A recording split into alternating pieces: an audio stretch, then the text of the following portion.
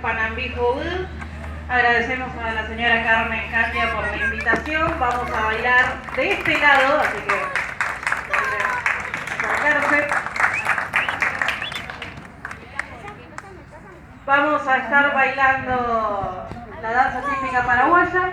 Vamos a arrancar con Paraguaya Linda, la palomita. También vamos a estar haciendo bolleritos, para formar parte de la campaña. Así que muchas gracias por la invitación y vamos a darle play a la música y esperamos que lo disfruten. Bien.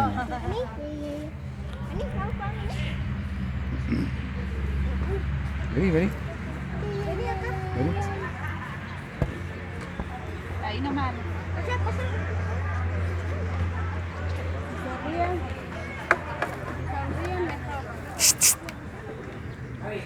Ah, no se ve un cuerno.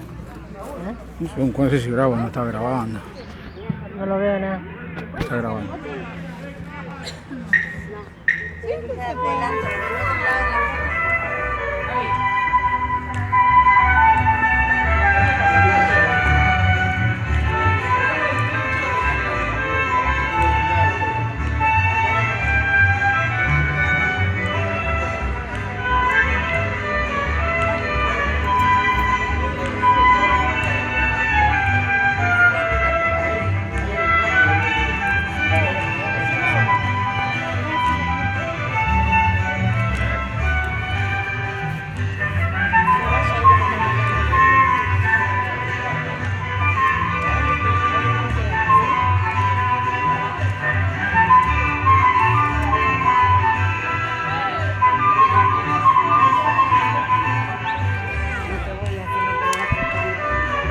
Allá se me cruzó todo el tiempo, domingo.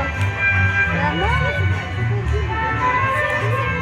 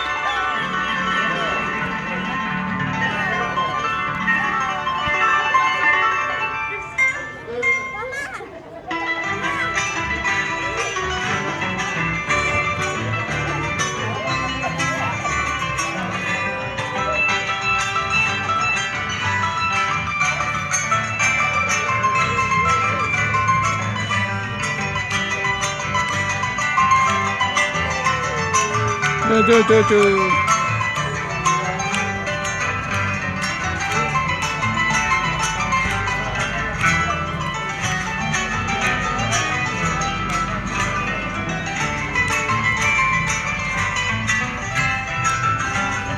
Ahí no hay barro.